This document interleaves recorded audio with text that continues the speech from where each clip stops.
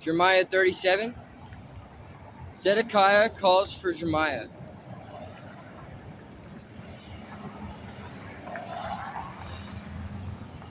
Zedekiah, son of Josiah, succeeded Jehoiakim, son of Jehoiakim, as the king of Judah. He was appointed by King Nebuchadnezzar of Babylon, but neither King Zedekiah nor his attendants, nor the people who were left in the land listened to what the Lord said through Jeremiah. Nevertheless, King Zedekiah sent Jehukal, son of Shelemiah, and Zephaniah the priest, son of Maaseiah, to ask Jeremiah, "Please pray to the Lord our God for us." Jeremiah had not yet been imprisoned, so he could come and go among the people as he pleased. At this time, the army of Pharaoh, Hophra of Egypt, appeared at the southern border of Judah. When the Babylonian army heard about it, they withdrew from their siege of Jerusalem. Then the Lord gave this message to Jeremiah. "This is what the Lord, the God of Israel, says.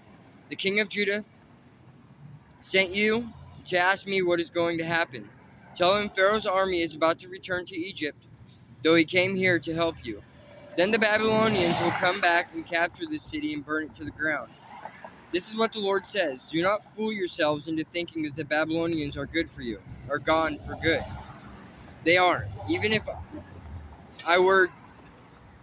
if you were to destroy the entire Babylonian army, leaving only a handful of wounded survivors, they would still stagger from their tents and burn the city to the ground." Jeremiah is imprisoned.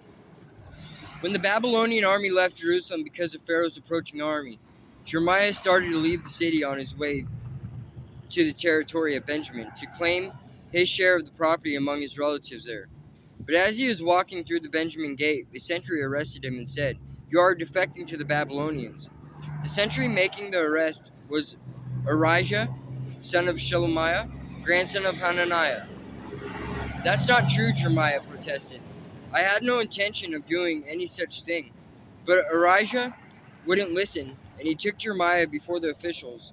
They were furious with Jeremiah and had him flogged and imprisoned in the house of Jonathan the secretary. Jonathan's house had been converted into a prison. Jeremiah was put into a dungeon cell where he remained for many days.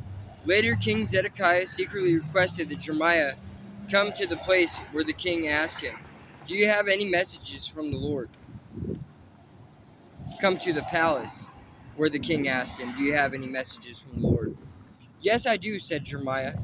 "You will be defeated by the king of Babylon."